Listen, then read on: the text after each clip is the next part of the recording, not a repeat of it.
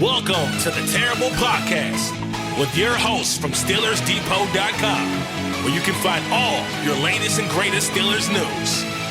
It's Dave Bryan and Alex Kozora, always lit, talking Steelers.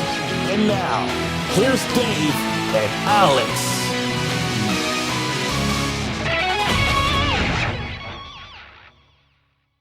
Welcome to the Terrible Podcast, Season 16, Episode 36. He's Dave Bryan. I'm Alex Kozora, SteelersDepot.com. Thanks for being back with us this Monday, Steelers Nation. Dave, we're moving pretty quickly here. The Pittsburgh Steelers scoring a crucial divisional win, 23-9 over the Cleveland Browns. Pittsburgh now 4-1 and sitting even prettier top the AFC North as the rest of the division lost for the third straight week, but no time to really sit on that for too long. Got a game Thursday against the Bengals on the road, so lots to talk about today. Show's coming out later because we waited until after Mike Tomlin held his now Monday press conference because of the short week, and I'm glad we did because it was a spicy meatball from Mike Tomlin. So Dave, plenty to talk about. How you doing? Yeah, I'm not as upset or agitated as Mike Tomlin seemed to be. Especially what he said at the end of that presser there today. But look,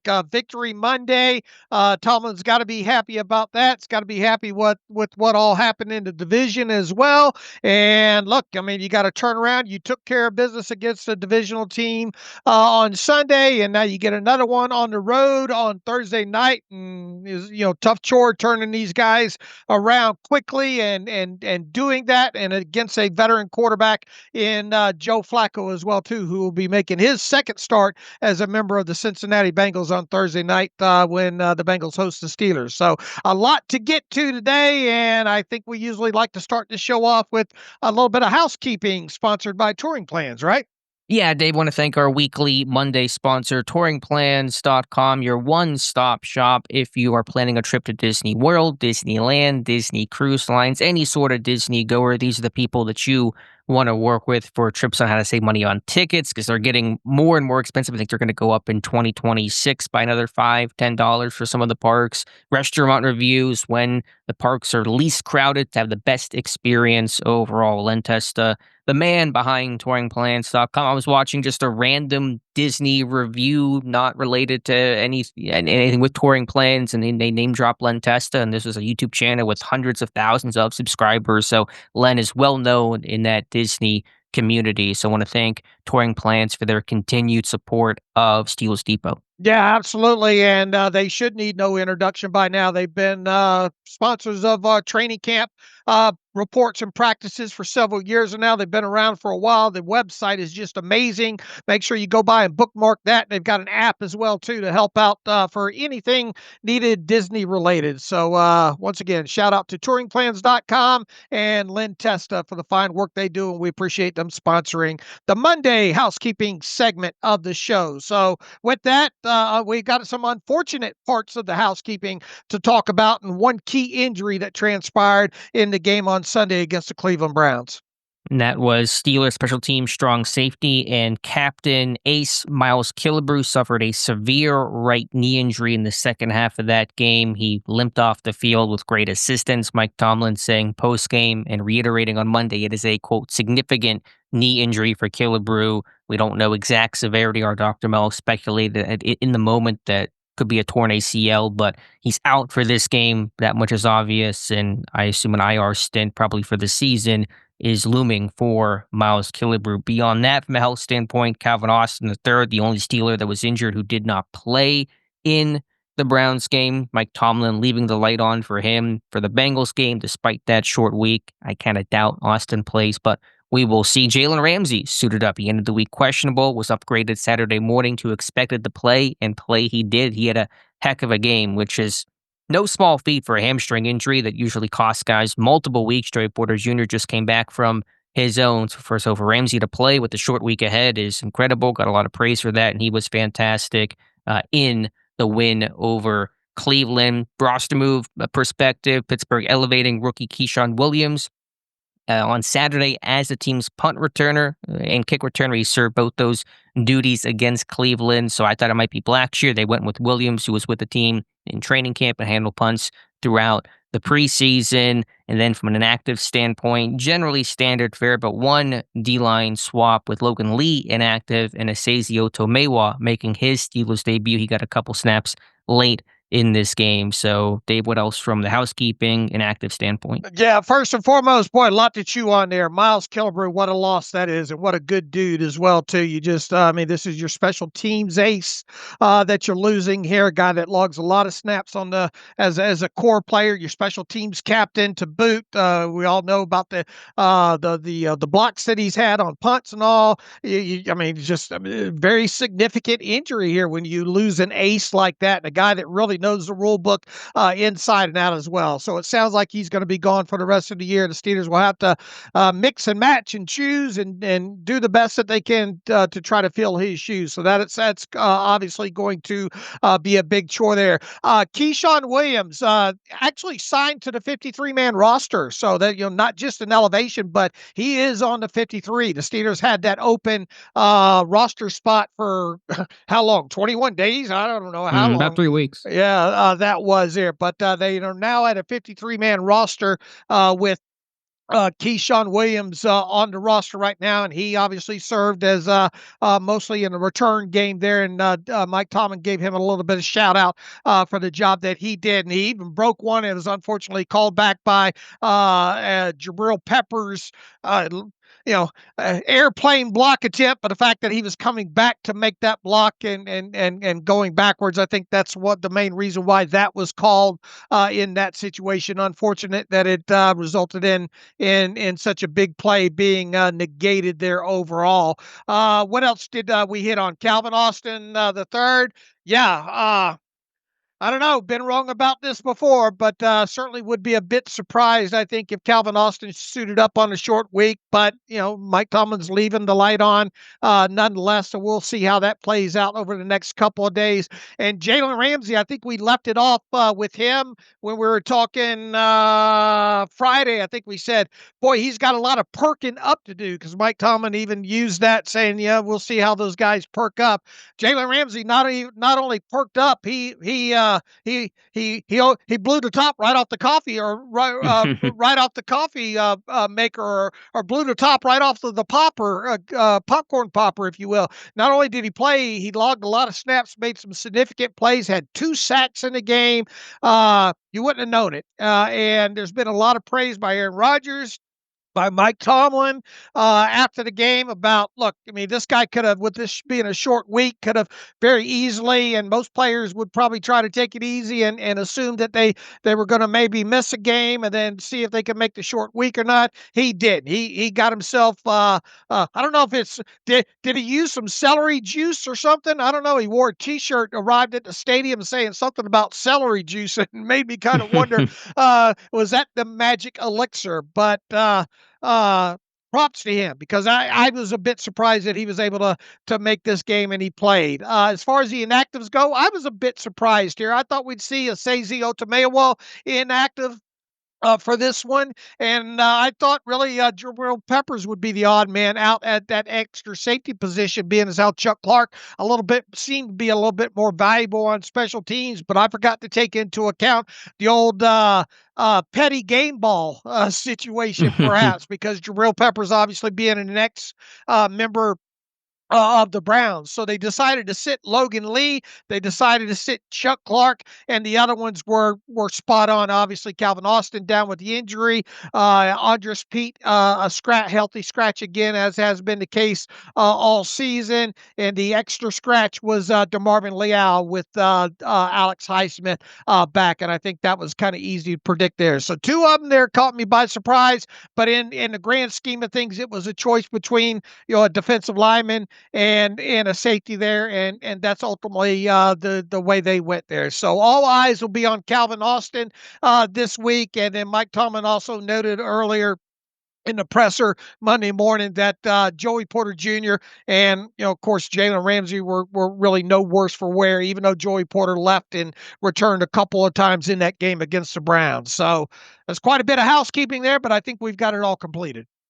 Which is really good to be pretty healthy, Killebrew injury aside, which is certainly a notable loss, but otherwise Pittsburgh in good shape on the short week to play on the road. So a couple apologies, you're right. Keyshawn Williams signed to the 53, not elevated, so he'll take that spot. Pittsburgh filling that vacant practice squad spot by signing outside linebacker KJ Henry, former draft pick and Clemson Tigers. So just the procedural stuff there. And usually I start with the 30,000 foot view. I meant to do that at the top of the show, so I'll do that now, Dave. Getting back to yesterday's game, Pittsburgh winning 23-9 over the Browns. What's your 30,000 foot view of the reason why Pittsburgh won? Took care of business, first and foremost. I think we saw the offense. Ultimately, you'd like to see them bury some of them drives early and not have to rely on field goals. But they were able to move the ball, able to stay ahead of change the opening script. In fact, the opening play to Darnell Washington, just absolutely brilliant. That looks like one of those motion in Washington in. It looked like one of those insert plays. You're gonna start the game off running behind your big offensive lineman, the heavy side on the right side there, try to come out and enforce your will. Nope. You leak Darnell Washington out for an easy pitch and catch and a big double, almost double explosive play there to start things off there. So I just thought that really set the tone in the other direction there. They used Washington. We knew that Washington would probably be used quite a bit offensively, and that was the case. He had the most snaps again by any of the tight ends, 47 in total. Was targeted, I think, 5 times in a passing game, caught 3. Just what really did a good job on that. We saw a lot of Spencer Anderson again in this game as an eligible guy. I think it was like, I don't know, 14 times or something like that. Forget how many exactly I tweeted out there that he was eligible. One of those, unfortunately, he had a holding call on, but they averaged damn near 8 yards per play, not counting the penalty play on plays that Spencer Anderson was eligible on, and that even included the 9-yard loss on the near sack that Aaron Rodgers ended up flipping the ball to, who was it, Gainwell, I think, on that play. So even accounting for that 9-yard loss on that, kind of would-be sack, if you will, this offense still averaged almost 8 yards per play on the other plays not penalty related that Anderson was in on the game for the running game.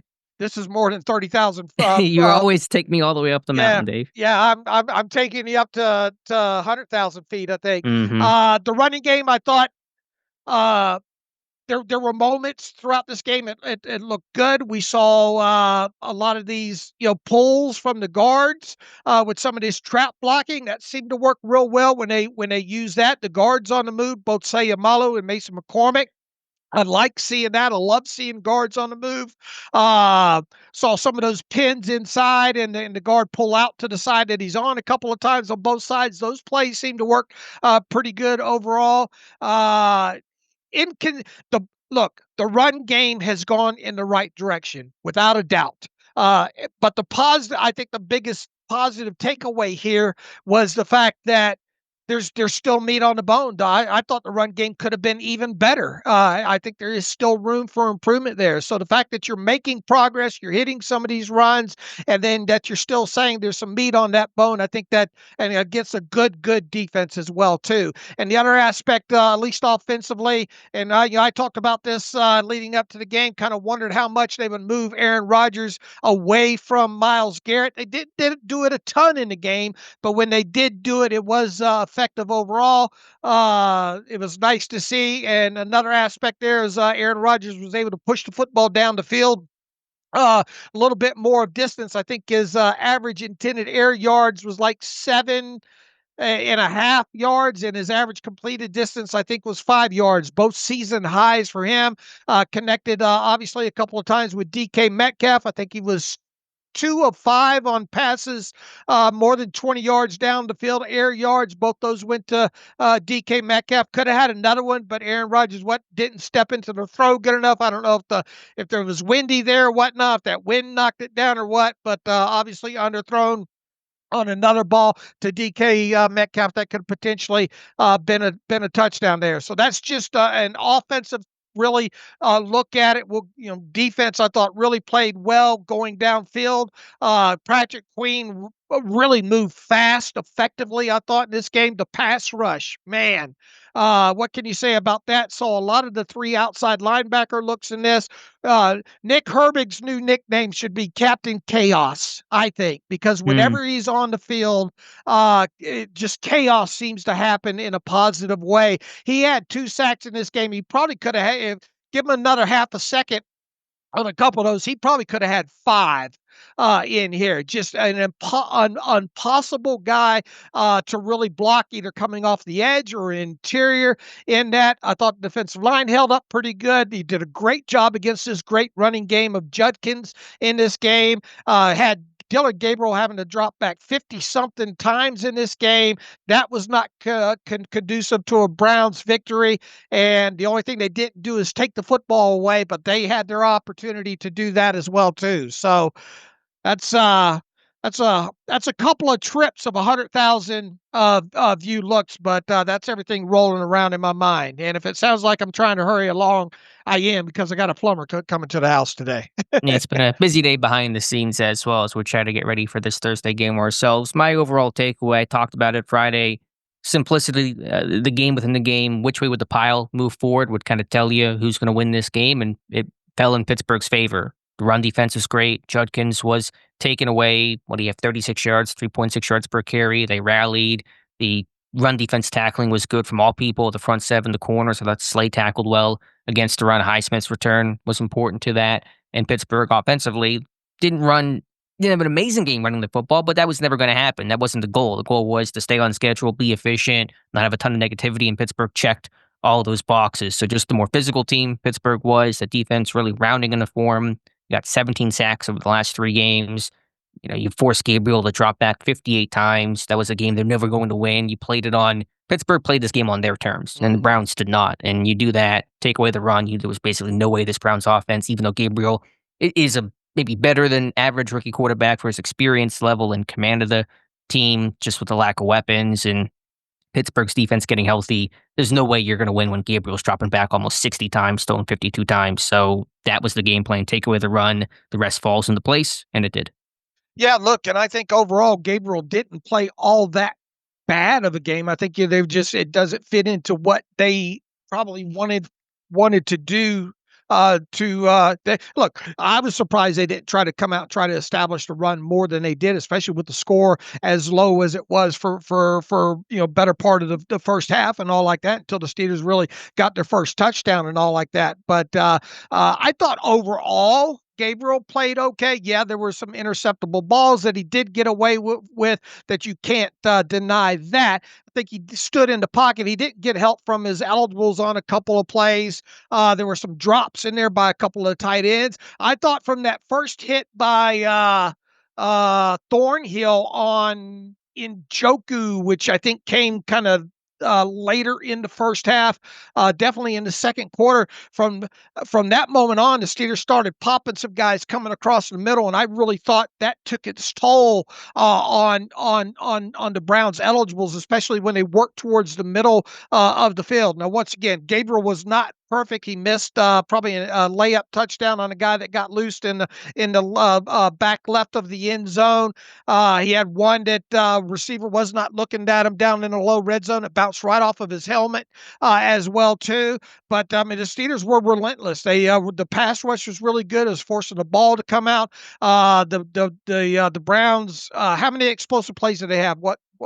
One? One, and that was late in the game. Right. I think technically another one because of a penalty tacked on after the fact there. But anytime you do that and you bottle up Judkins the way that they did, they were tackling to catch for the most part. I forgot to look how many passing yards the Browns had on that last long drive that they had, but the Steelers were way up at that time, playing a lot of prevent, letting a lot of stuff go up underneath them in that instance. What they had, like a 19-play drive or something? It's like 18. They had a 16-play drive in this one. And I think a lot of those passing yards maybe come in those situations there when the Steelers had the game pretty much in hand at that point there. But look, this is what you're supposed to do. You're supposed to take care of business against teams that you're expected to beat, and that's what happened there. Would have liked to seen some of these early drives, obviously converted into touchdowns instead of field goals. But the key thing was, at least they were getting points early on in this game and keeping the pressure up on the Browns to match them there, and that's what happened. And then eventually the Steelers offense won out later on in the game, making a few more plays there and getting way on top of the Browns and finishing this thing overall. So top to bottom, all three phases, I thought it was a good game. I think offensively there is still room to grow. This is an offense that's still really using a limited kind of, we saw some nice wrinkles. I think, especially the starting, the opening play there with Darnell Washington and all like that. But this is a team that in totality really kind of a minimal schematic, playbook overall. And they're just trying to work on perfecting what they're doing and being good at that. And we are seeing on a week to week basis them trying to build off some stuff there overall. And they had 5 explosive plays, I think, in this game. And once again, Aaron Rodgers pushed the football down the field a little bit more. He was not sacked in this game, so that's a testament there. And as far as Broderick Jones goes, I think it was a good game by Broderick. I don't think, and look, I mean, to minimize Myles Garrett to 2 assisted tackles in the game, I think obviously tells a big story. You could not let that guy be a game record, but I think they did a really good job of giving Broderick Jones help, whether it be from his partner in Isaac Seumalo or the chips and everything like that on that side.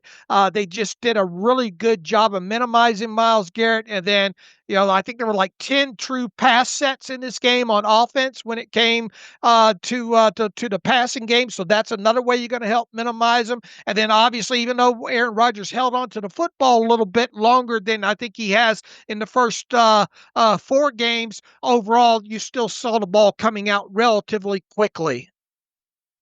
Yeah, I think Pittsburgh just won the matchups in this one. They took away Myles Garrett. You can say whoever had a good game that you want, Jones, but Myles Garrett had a quiet game, and that's all that really matters is that Garrett did not impact this game. He was a non-factor, and if you do that, you're halfway to winning. You're right. The context for Gabriel, going back to an earlier comment that you made, there's some context because of the 2-minute drive he did in the first half and then the fourth quarter, those long drives that inflated his pass attempts, but still the Browns had no semblance of a running game. It was too much on Gabriel's shoulders, and that's the type of game that Pittsburgh wanted to play. But Pittsburgh won the matchups.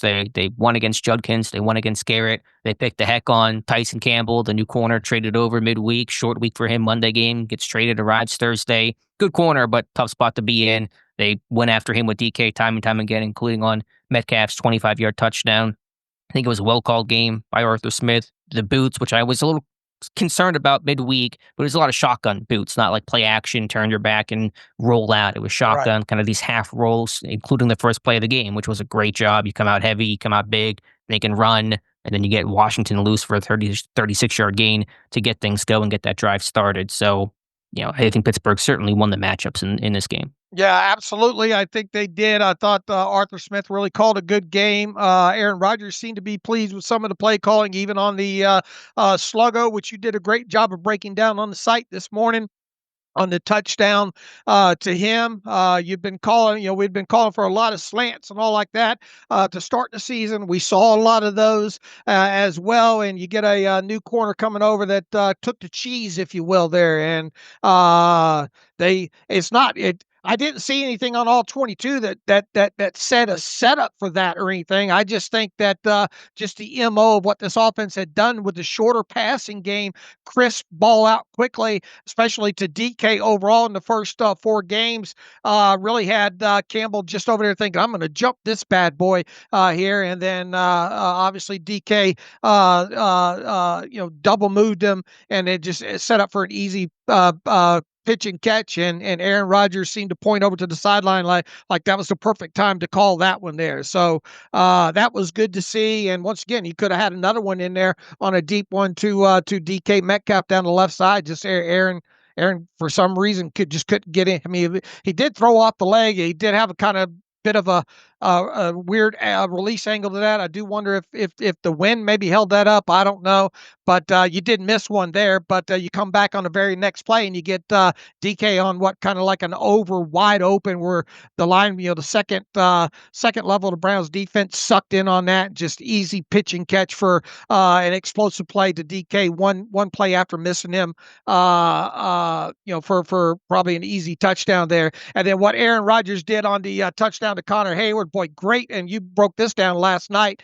And I found the all 22 on him this morning there. Jalen Warren did a fantastic job in pass protection overall, and specifically on the touchdown from Rodgers to Connor Heyward, cutting down the defender, allowing Rodgers to work out easily to the right side. And then you just saw some maneuvering around, and it was one of those no. Yeah, great throw in that situation. Look, he put that ball where only Connor Heyward was going to catch it, and Connor Heyward caught it. So that worked out obviously well for this offense as well too. So a lot of positive things overall about the offense. They ran more plays this week, something that we talked about there. And the only reason that the defense had to be on the field more is, I think, because kind of playing that prevent stuff later on in the second half allowed the Browns to put together some a little bit longer drives in those situations there. But one of the positive takeaways still is that offensively,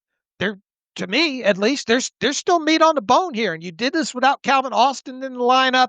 Yeah, a lot of the other wide receivers didn't get a lot of looks or catches in this game, but your tight ends, you spread the ball around too very effectively, all four of them. And the running game, you mixed in all three running backs in the run game. Even Caleb Johnson, I think, had a 9-yard run in this one. And Jalen Warren just really did a good job of nice physical running at the second level and beyond. So props to a lot of people on both sides of football, specifically on offense. And this short week, I'm looking for this offense to grow a little bit more, even on a short week, against the Bengals here.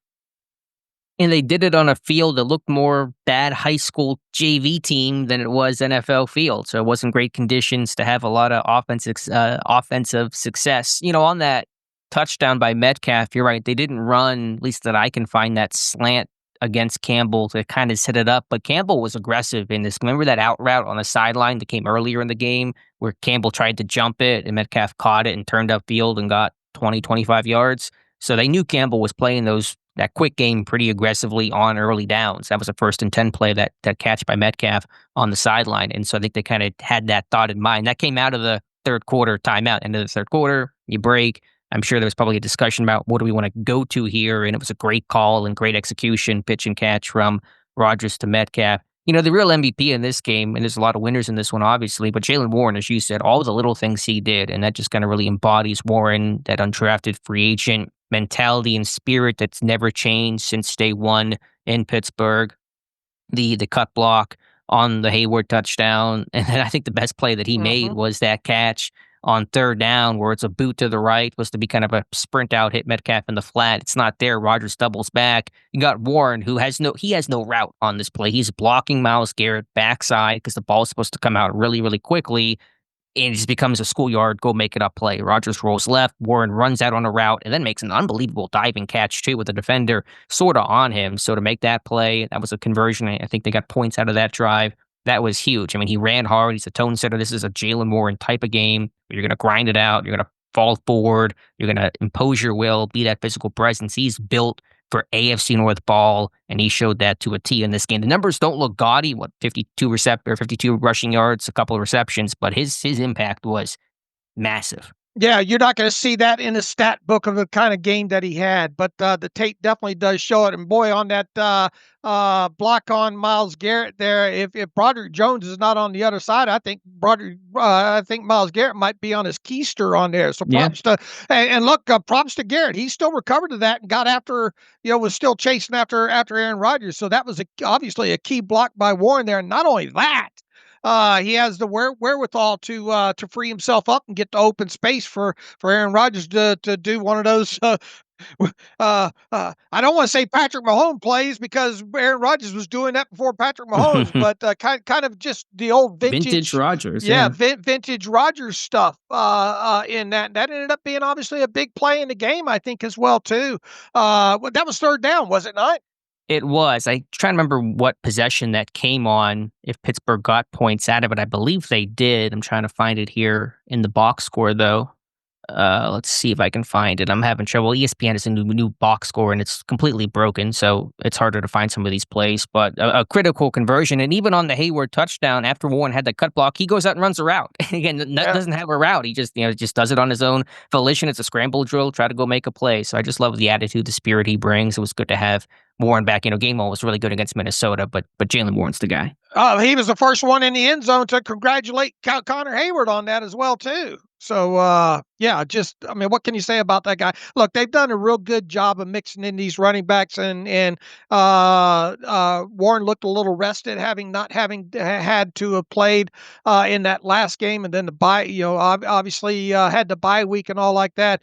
So they've managed those running backs real well overall. It's good to see Caleb Johnson get mixed in this thing, and once again, you saw these guards on the move, some of these trap runs and skip pulls by McCormick really worked well. Obviously, the blocking of Anderson and Washington was on point. I thought Frymouth had a good block or two in the run game. I think even Jonnu Smith on one of those inside runs there did a good job coming across and sealing a guy to let Jalen Warren sneak through there. So team effort all the way on offense, and once again, still feels like a small menu of plays, especially routes and all packages that they have schematic wise there. But they're learning to master what they have. Yeah, and I'm just seeing some of the comments from Tomlin. I don't know if we can kind of pivot for just a second, because this comment from Tomlin's getting so much play during his presser on Monday about the Browns trading Joe Flacco to the Bengals. Of course, Pittsburgh will see Flacco this Thursday, and Tomlin was asked about that, and usually he does not give an answer like this. He said, quote, "Andrew Berry, the Browns GM, must be a lot smarter than me or us, because it doesn't make sense to me to trade a quarterback that you think enough of to make your opening day starter to a division opponent that's hurting in that area, but that's just my personal feelings," end quote. Kevin Stefanski just asked about that. He says, quote, "I don't have a comment on that." That's from Zach Jackson, the Browns beat writer. So that is as spicy as a comment as Tomlin has ever made about the opposition before. Yeah, it's almost like, are you freaking kidding me? You're going to trade a quarterback within division still when you're kind of in, you're not eliminated yet. Anything can happen, and Flacco's a good quarterback. But and even if you want to go with Gabriel as your starter there, to have Joe Flacco in that room means volumes. And look, it's not like you got a lot for it either. Just a swapping of some late round draft picks there on top of it. And not only, it's one thing to send them to the NFC and to a division maybe you're not playing in the NFC in that certain season, but to send them to a team that, and look, they don't have to play the Bengals again, like we said, until I think week 18 there. So either team would be ecstatic for that game to mean anything, but it's just something that you don't see. And Mike Tomlin was shocked by it, and he made his unfiltered thoughts known about that. Maybe a guy that was hoping to see Jake Browning in this game as opposed to Joe Flacco, who had a tough first half against Cincinnati, or against Green Bay with Cincinnati, but rallied and threw 2 touchdowns to make that a game, and a narrow loss to the Packers on Sunday. But back to this game, Dave, just offensively, just stayed on schedule, took care of the football, 0 sacks, 0 turnovers. You just play clean, play fundamentally sound. You were able to kind of break the door down in the second half with a couple of touchdowns. It's a good day's work. Yeah, absolutely it was. All right, defensively, Dave, what are your thoughts here? You had 6 sacks in this one, no takeaways, but certainly a lot of opportunities for takeaways. But to me, winning the line of scrimmage, the run defense, some really good performances up front. Patrick Queen, Dick Herbig, Highsmith, and company, all making an impact. they were physically up to the challenge of AFC North ball in this one on the defensive side. There's a lot of hitting going on. Unfortunately, there's probably going to be a couple of fines to come out of this, but I think even on some of those passes, like I said, completed over the middle, starting with maybe in Joku and that hit down low that he took, kind of set the tone from that moment on in here. And look, we talked about three outside linebacker Bronco package there. We saw a lot of that in this game. And Nick Herbig, he's just, once again, he is hard to block, whether he's coming off the edge, whether he's coming up interior, really impacted the game. I just, the tape shows that he could have very easily had 4 or 5 sacks potentially in this game, had 2. I thought the defensive line as a whole did a good job of holding their ground and allowing these inside linebackers to come down and make plays, especially specifically on the running game. Benton, I thought it was a pretty decent game overall for him. I thought Aquale in some of these run stops that he was asked to do, he does a real good job of using his arms and holding his area and especially with Harmon alongside of him there. So to surprise him with one of those Ramsey blitzes off the edge, caught him with their pants down, got the sack there. Herbig probably would like that one up in the air, especially after pre-game showing that clip of him making some one-handed catches there. That's one he wished there were a lot of balls up there. Probably could have been 3 or 4 balls that maybe potentially intercepted. Thornhill, Slay. Yeah, in this game. And once again, that, Gabriel's game was okay, but he did make some mistakes in this game, and I think that's one of the things that Mike Tomlin said. Said, look, as good as this defense play, we have a turnover culture, yada yada, and there were some balls that we probably should have came down with as well too. But this team now has 20 sacks through 5 games, and they had how many after the first couple of weeks? 3 after the first 2 weeks, so 17 over the last 3 games. That's tied for the second most by Pittsburgh ever over a 3-game span. Only 18 in 1982 in one particular stretch was more, so really impressive total. Yeah, and now you've got, it feels like you got the complement of this defense back. I mean, I think everybody played downhill. Cole Holcomb, I thought, played downhill really well. Patrick Queen, I thought, played real well coming downhill. Peyton Wilson was another one that had a couple of nice tackles, even out in space, I thought. Slay, pass breakup. Joey Porter Jr., real nice pass breakup over the middle. They did get some, a couple of pounds. I think you want to talk about overall a negative, if you want to go hunting for them, the Steelers were penalized, kind of heavy in this game. Peppers had a couple of them right out of the chute. Anderson had a holding call, and they're lucky that those things didn't really become detrimental against them, in totality there. So there's definitely one thing Mike Tomlin said that they need to clean up moving into this short week of some of these penalties there. But, just the physicality, they felt real comfortable, felt like there's a lot of good communication going on. A lot of people in their spots, didn't seem to be a lot of blown stuff or anything along those lines. They weren't, it didn't seem like they missed a lot of tackles in this game. And then later on in the game, once again, when the Browns did get some yardage, I think it was mostly, we'll let them have the stuff underneath, just, make sure they don't end up in the end zone kind of things. Yeah, I just think overall, you had Terrell Austin and Mike Tomlin, this defense in its bag in this game. And of course, whenever you're stopping the run and creating so many rush opportunities, your defense can get really creative. But you were doing a lot of fun stuff in this one, the 3 outside linebacker package that you talked about. You blitzed Ramsey a good bit in this game on that second. I think it was the second Ramsey sack. You dropped 2 defensive linemen, not just 1, but 2. You dropped Oto Mewa and Aquale in the coverage and brought Ramsey on the cat blitz. You dropped Harmon earlier in this game. You're doing some Fire X stuff with the inside linebackers. You're giving some mug looks. I mean, I haven't even watched all 22 yet. And I'm sure there's a lot of, post-snap rotation and different looks Pittsburgh was showing in this one. So, it was a really fun game, I'm sure, to call because Pittsburgh's menu seemed to be wide open. Yeah, absolutely. And you would think that's going to grow even more. And I think another aspect here is because of the lead that you had, you're able to get Watt and Heyward off the field a little bit later in this game. to help save them on the short week. So we'll see what kind of dividends that pays for them moving forward. And plus, on top of that, you got some other guys, some well needed snaps on the defensive side of football later in the second half as well too. Watt unfortunately penalized a couple of times for offsides. One of those was questionable. One I don't think was. I think they made the right call on. Yeah, and outside of the Watt calls. Yeah, once again, Mike Tomlin talked about this, how penalties need to be addressed. I thought the line, I guess in summation, I think the linebacker group as a whole played very well. One guy playing the best football of maybe his entire NFL career and definitely his Steelers career is Patrick Queen. This guy has found just a new level these last couple weeks. It's really kind of coincided with the defense revived and resurging. So has Patrick Queen. This guy was everywhere yesterday. He was physical. He was setting the tone.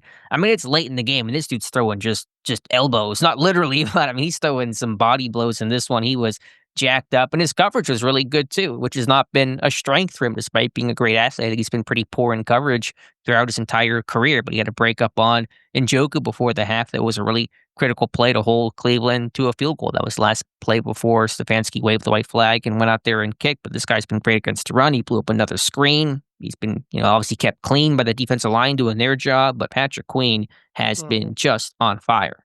Yeah, look, even later in the second half there when he came up to make that tackle, he's trying to rip the football out as well too, and in that same instance there, and just once again, his downhill ability. It feels like he's a lot more comfortable in that defense this year, especially the last couple of games here. It feels like he's comfortable playing alongside both Wilson and Holcomb. I mean, you ask him, and there's probably some things he'd like to look. He definitely on that one that he dove for. He'd like to have that another shot at that interception as well too. And unfortunately, he's probably going to be one of these guys to get docked for hitting Gabriel upside. But I mean, he's playing at 100 miles. I'll tell you this: he's playing at 110 miles an hour right now. He is, and he looks comfortable. You're right. Second year in Pittsburgh system, doing him a lot of good. I'm sure the guys around him are getting comfortable too. And there's less stress and strain on Queen to communicate when guys are picking it up. And of course, guys are healthier as well, but really impressed by Queen. You're right. There were a lot of calls on Gabriel or roughing the passer or once it came close. It's because he's so darn short. You can't, when you hit him, you have to hit him in the head because he's 5'11", and Ramsey's taller and Queen is taller. And so it's kind of a unique element of facing a pretty short quarterback. But yeah, the pass rush was ferocious, team-wide effort. Herbig, Watt, Highsmith, Harmon. Harmon's up to 2 sacks this season. That's tied for the most of any Steelers rookie defensive lineman in the Mike Tomlin era. It's not a high bar, but 2 is 2, and happy about that. And for a guy that had to miss some of the summer and first 2 weeks of the season, he's picked things up really well. Yeah, he has. Let's see, going over some of these snap counts real quick. Let me see if I can pull some of these up that I printed out this morning. Where is it here? So much stuff. Okay. Defensively, you had Queen played 100% of the snaps too, 82 in total. Joey Porter Jr. felt like he was off the field a little bit more than that, but I guess he was off of play and came back twice. 79 snaps in total. Deshaun Elliott, he's another one that's going to get a fine. I have a feeling for one of the hits in that game there. He played 75. Thornhill played 71. Ramsey, Mike Thomas said after the game that I thought maybe it'd be on some sort of pitch count, I guess, depending on how he felt and all. He still played. You want to talk about perking up, man? 63 snaps in this game in totality. And then Peyton Wilson, 54, Slade, 51.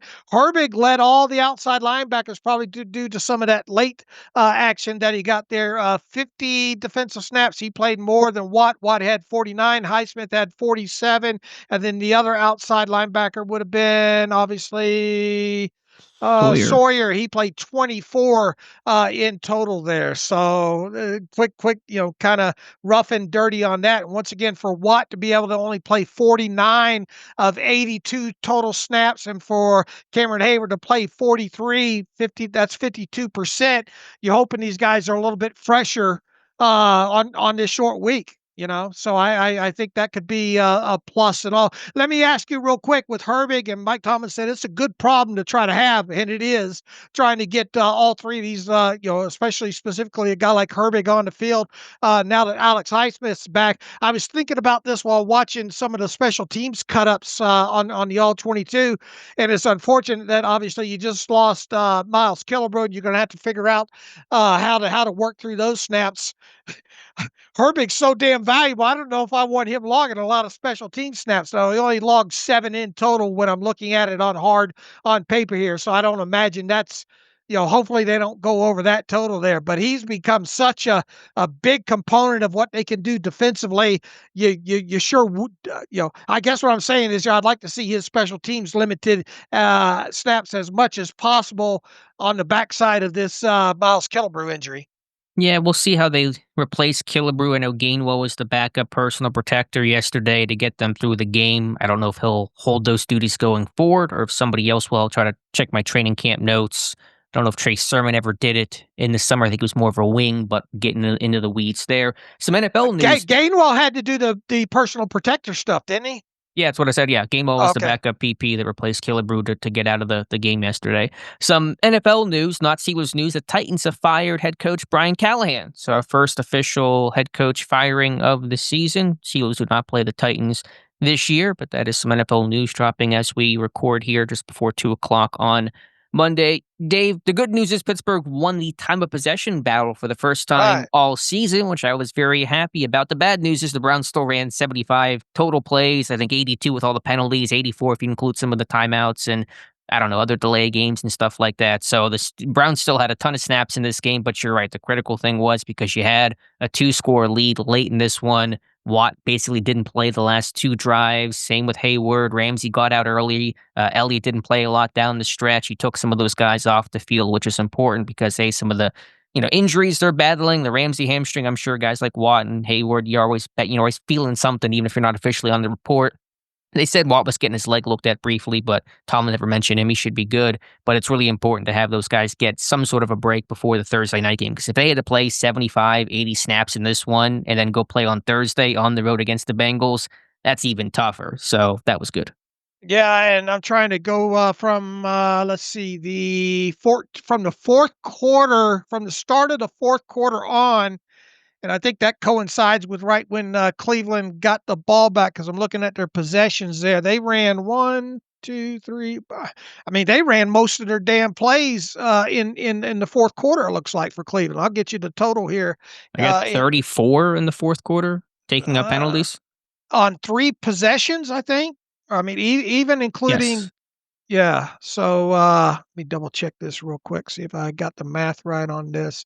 36 plays in total, offensive plays, including, I guess, delay of games and whatever there. So 36 plays. And how many in total did they run?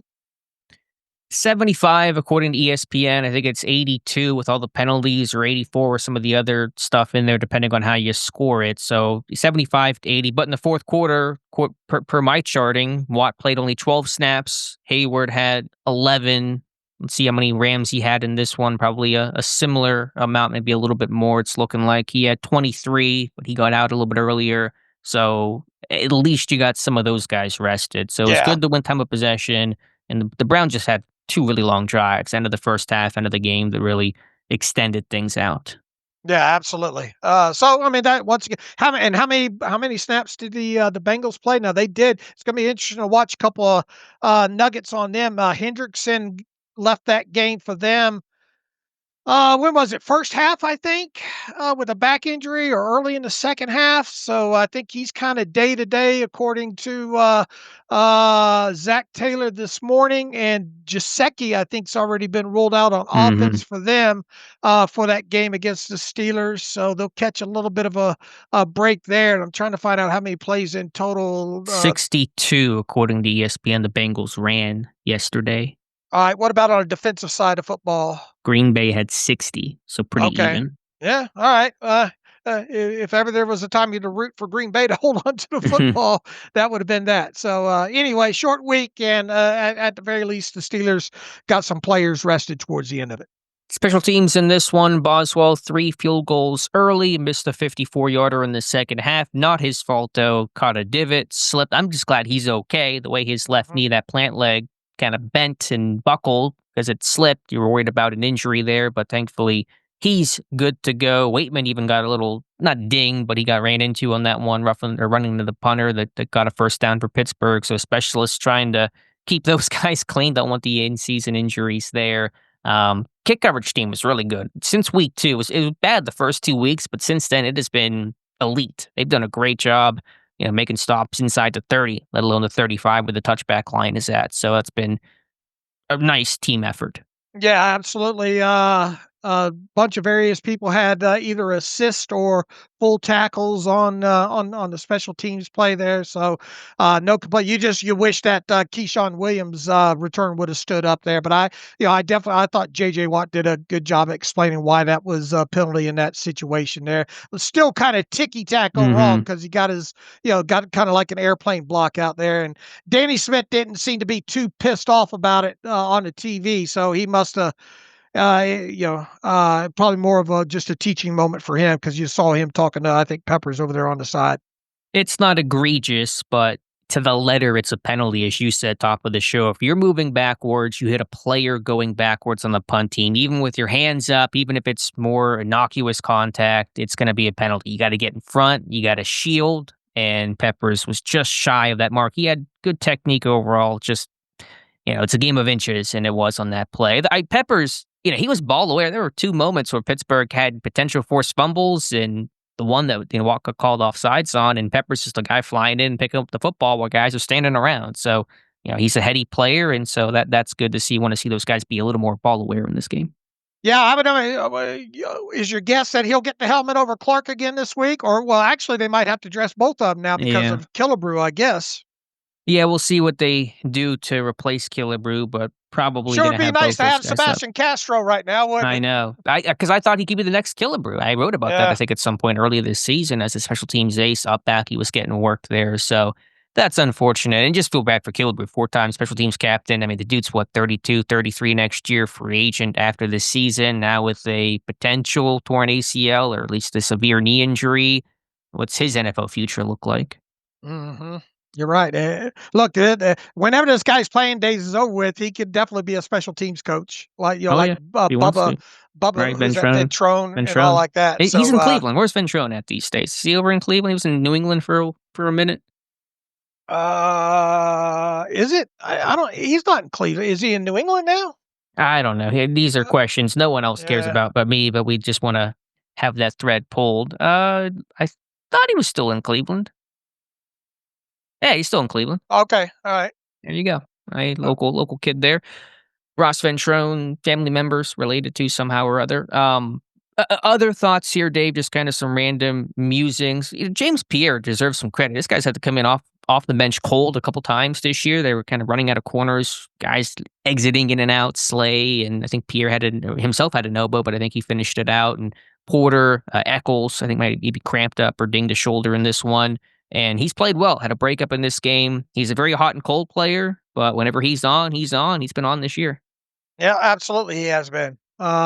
Look, once again, the overall takeaway is now that we know that the Ramsey injury isn't serious, and you got Joey Porter back for this game, and you got Alex Highsmith back for this game, and all those guys seem to come out of this game relatively healthy. And even though it's a short week now, you've got that full complement of defense now together. And hopefully they'll make it through this next full game, and that could pay dividends on Thursday night with all the rotations and all you're probably going to see in there. And this is why Tomlin had that tease of a historic Steelers defense. Now, I still don't think 2025's version will go down in history just because of the slow start and some of the tough matchups at the end, but this is the potential that Pittsburgh's defense has. And yes, you're playing some lesser teams and backup quarterbacks and all that kind of stuff, but these last 3 games have been excellent, and to hold the team out of the end zone completely is so hard to do at the NFL level, and Pittsburgh did a great job of that. So yes, you understand the context of the opponent and the Browns' struggles. Their offense has not scored more than 17 points all season, but you see this defense at its best, stopping the run, getting pressure, being splashy, being physical. This must continue.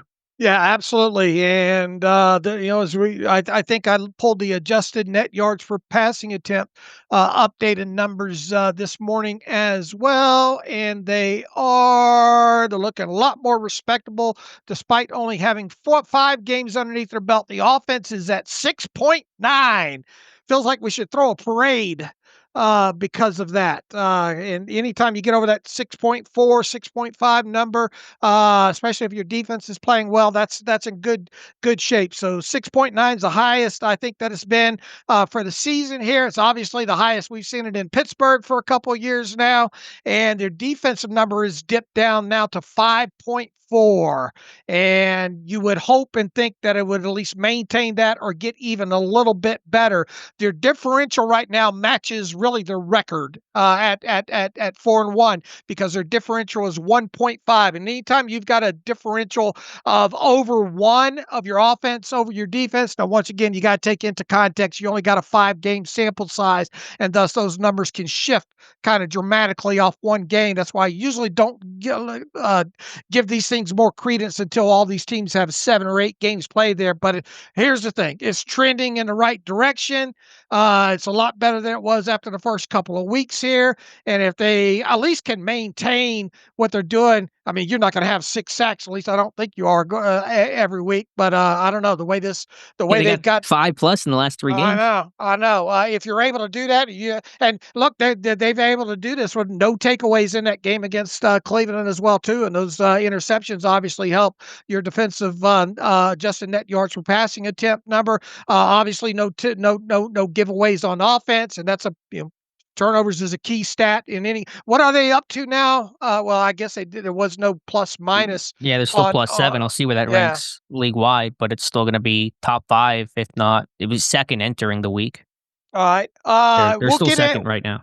We'll get into this more, obviously previewing the game on Wednesday during the podcast there. But, with Joe Flacco and this being the second game with the Bengals and the complement of weapons and knowing how Joe Flacco did in that last time they saw him coming in off the bench against Indianapolis, you're playing a lot of man in this, right? Yeah, I mean, this is why you brought in the corners. This is what Mike Tomlin talked about. You wanted to play man against anybody, and that starts with the Bengals of Chase and Higgins. And you're not facing a mobile quarterback. I mean, you're going to mix up coverages, obviously do some Sure. different stuff here. Chase moves around a whole lot. He's pretty formation flexible, so it's not like he's in one spot where it's a little bit easier to kind of man him up. But yeah, you're going to probably play a good deal of man coverage in this game. You should. Yeah, you should. And what's their off? Was there an update on Mims with them this morning? Did you see Amarius anything on? Mims, I'm Yeah. not aware of his status. All right. All right. They got Dalton Reisner over there at left guard. I think Rivers. Who's Rivers at right guard? Had to start for them yesterday. There. Anyway, their offensive line has caused them some problems this year. And if they don't have Gesicki and you definitely you got a quarterback in Flacco that's obviously isn't mobile and all. So they need to get after Flacco on Thursday night. The sacks could continue for sure. Any other thoughts here from this game? I know we're still trying to digest it here on the fly.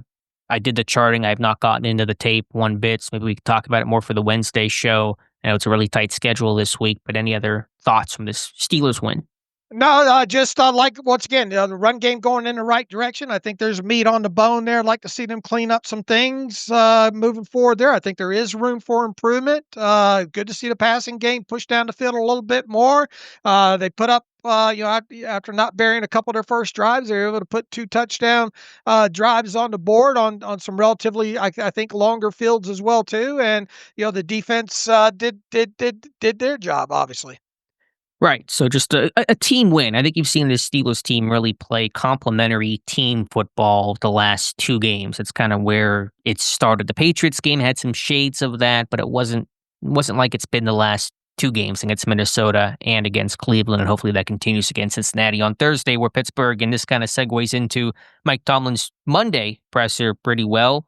The Steelers have not had much success on the road on Thursday night. 2-9 all time on the road Thursday night. For the Steelers in the Mike Tomlin era. That's much worse than the about 40% win percentage across the NFL over that same timeline under those circumstances. Mike Tomlin, though, says he's not super concerned about those numbers. He's gotten his butt kicked all kinds of ways over his 19 NFL seasons, but this is one dragging the sleigh. Yeah, look, and it's AFC North ball. So, and this is a Bengals team that's fighting for their lives right now. How many, that's what, 3 straight losses for them, right? So, they lose another one and, it might be time for them to pack it up after if they lose another one here.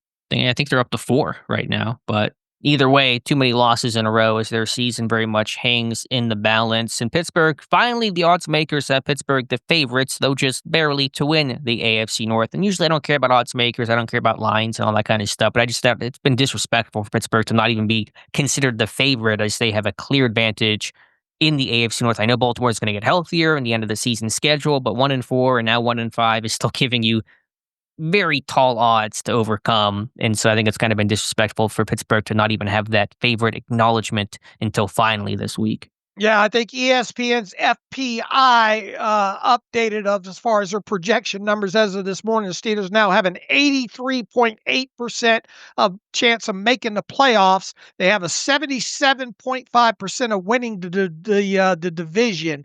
The Ravens, on the other hand, are 24.8% chance to make the playoffs and 17.2% chance of winning the division. So, look, the next game is always the most important one. And if the Steelers get their number 2 seed entering Monday night, we'll see what happens with the Bills. If the Bills lose, the Steelers, I think, will maintain that number 2 seed. If not, I think they drop down to number 3 seed. But this is a great place for this team to be in right now. And even though this was arguably, probably easily their most complete game this past Sunday against the Browns, it feels like they can even put together even more complete game. And if they do that on Thursday night, and you get another mini bye mixed in there, and it's a good time for that as well too, because you got some tough games coming up against Green Bay coming out of that mini bye. So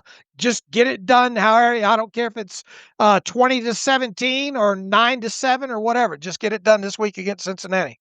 Amen to that. Never easy given the circumstances. Pittsburgh a year ago went on the road to face a 2-8 Browns team Thursday night and lost that game in a blizzard. So these things are far from gimmies, but certainly a win for the taking. Tomlin went over the injury report right now. Austin, Killebrew, the names to note there.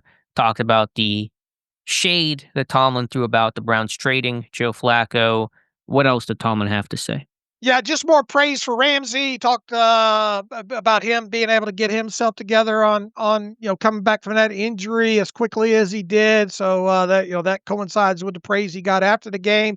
The offensive line continuing to go in the right direction again. He says, I don't know how many times you're going to ask me that, but that's probably going to be basically room for improvement, going in the right direction. Has full faith in those guys. Has talked about the tight end group and how what an unselfish group that is. Was kind of prodded about Pat Freiermuth, and I don't know, kind of, I guess, in a roundabout way, wondering if he's upset with his production and all. Mike Thomas shrugged all that off. You could just look at these guys on the field, how they get excited for each other when they score after they make plays. And everybody was, even DK Metcalf was exuberant after Connor Heyward scored. We're not talking about drama in this locker room right now at all. This is a very well put together team. He was asked about the different skill sets, and that wasn't by accident with all the different kind of shapes and bodies and skill sets at this tight end group. That's another thing he hit on. Caleb Johnson, he separated church from state. Basically, once again, about the kickoff return is the kickoff return, and him handling the football on offense is a different animal all to itself, and how he's coming along in that aspect. And that's another good thing here is you got another week removed from that snafu that Caleb Johnson had on the kickoff return. He's able to concentrate on the offensive side of football. He's getting a few snaps here and there. He's getting some touches, and I would imagine that's going to continue moving on into this Thursday night game against Cincinnati. So I don't know if we learned anything kind of new, even if it was like 28-minute presser from Tomlin. Yeah, other than Tomlin was cranky and annoyed. I think he made a hot mic comment as he walked away from the podium there. So Tomlin, an all-time press conference today, but not a whole lot of other new ground to cover that we haven't already covered. I know the comments about Flacco and Barry and the Browns is already getting a ton of play across the national media, and so that'll kind of dominate the takeaway from Monday. Some other NFL Steelers-related news, Adam Schefter saying the Steelers are looking for a receiver. I'm sure you guys have heard that one about 37 times before over the last couple seasons, so did not offer any names, but something to watch before the trade deadline. Yeah, and you guys wrote about it today, and Jeremy Fowler recently listed, I think, Jaden Waddle as a person of interest. Well, obviously the Dolphins are about out of this thing now. The Raiders won the other day. We've been talking about Jacoby Myers. Other teams that could be sellers, obviously the Jets, the Titans, The Saints with Saints. Shaheed and Olave. Yeah, the Cardinals, I think, is another team potentially that could be looked to selling. But I mean, we've still got a couple of weeks before the trade deadline. I would imagine nothing's going to happen this week on a short week, but stranger things have happened.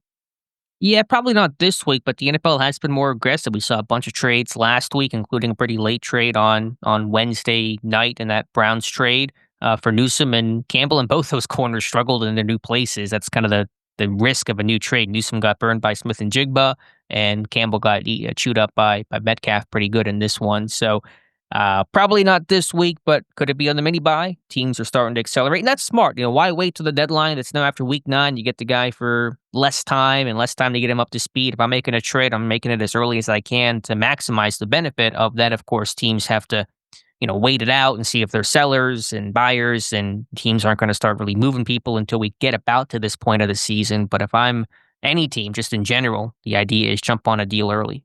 And look, I know a lot of people raised eyebrows about Treylon Burks and getting released off of IR. I think with them and all. Look, if you're going to go out and he's a free agent, wouldn't obviously cost anything to sign. But I mean, if you're going to make any move to add to that wide receiver room, you want an experienced guy. I think. So I would be a bit surprised if they went down the Burks avenue. If you're going to make a move to make that wide receiver room better, make it better. Right. And even if that involves getting the guy from the Jets, Lazard. Even though that's probably not the first, that wouldn't rank high on the fans' want list and all like that. At least that makes sense because of his time working with Aaron Rodgers. Yeah, I realize it doesn't move the needle as much, but at least he's got a lot of playing time experience. Unfortunately, the 49ers are banged up, so I would imagine Valdez Scantling's going to be staying there with the 49ers for a while. Waddle's an interesting guy. I don't know if they would be willing to take on that contract or not. Myers obviously feels like a possibility. The Saints and Olave, I guess, could come into play. I would imagine the list is short in general, but once again, if you're going to go out and make that wide receiver room better, make it better. Just get an experienced guy, and one that's not going to have problems catching a moving train like Mike Williams last year. Yeah, don't give me this back end of the roster guy that's going to do basically nothing for you. If you're going to go make a splash, go make a splash is kind of my mentality. But also, if Austin's not going to miss considerable more time, then I'm kind of good with the group, because if you're a number 3 receiver in this offense, you're not playing, you're not getting involved. So what's kind of the point? So we'll see. We'll talk about it more as deadline nears, but something to monitor. All right, we'll do that. Any other thoughts here? Any other news? I'm sure there's so much still to talk about, but trying to put, as you say, 8 pounds in a 5-pound bag here on this short week. So any final thoughts, Dave? Yeah, not really overall. And, just we'll watch how this plays out on a short week here, moving kind of fast. Now, I imagine the injury reports would be estimated ones later today, with this being a short week. So we'll pass that along to the folks. We'll talk about it on Wednesday. The coordinators, I think, maybe talk tomorrow. So we'll be able to talk about them on Wednesday. We'll try to have our Bengals beat writer in on Wednesday this week to preview the game. And no live stream tonight, right? Yeah, I'm going to put the post out on YouTube here shortly. Should have mentioned that top of the show. Just kind of been a floating timetable. We're scheduled to have one tonight, but with a short week, and it's crazy behind the scenes here. So we're going to just push it to next week off the mini bye, where it'll be a lot calmer and much much better, I think, to do it then. So we'll talk to you guys on YouTube next week. All right, we don't have for to save some time here because I've got a loaded plate I have to handle here. We'll hit on some listener emails on the Wednesday show there, if that makes sense. All right, sounds good. So we'll talk to you guys on Wednesday. All right. As always, you can follow me on Twitter at Steelers Depot. Follow Alex at Alex_Kozora. Follow the show at Terrible Podcast. Email the show, theterriblepodcast@gmail.com. If you like what we're doing and want to donate to the cause, SteelersDepot.com, hit the donate button. Also, if you like an ad-free version of the site, SteelersDepot.com, hit the ad-free button. And follow the directions that way. Get a username, password, and hit the login button to take advantage of that. So, sorry to rush this one along today, but we'll be back on Wednesday and tie up all the loose ends and talk more about the All-22 from the Browns game on top of that. So, until Wednesday, as always, thanks for listening to the Terrible Podcast with Dave and Alex.